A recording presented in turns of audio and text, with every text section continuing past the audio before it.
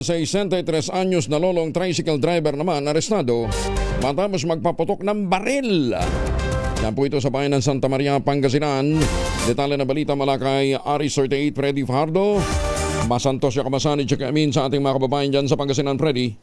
Masantos siya kabusan Kuyang Angel. Nasa kustodiya nga ng Santa Maria Police Station ang 63 anyos sa tricycle driver na lolo na residente ng nasabing bayan matapos itong mahulihan ng baril.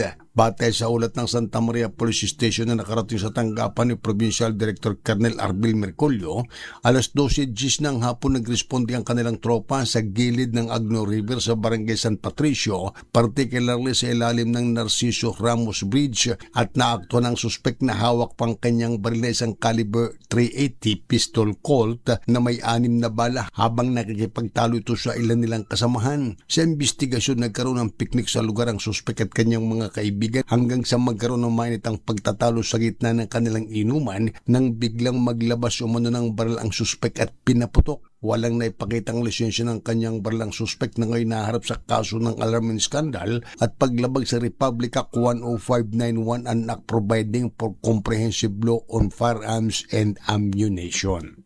Mula sa Action Radio Pangasinan, ito si Freddy Fajardo, Aris 30 Tag-uulat para sa DCR, una sa Pilipinas, una sa Pilipino. Maraming salamat, Freddy.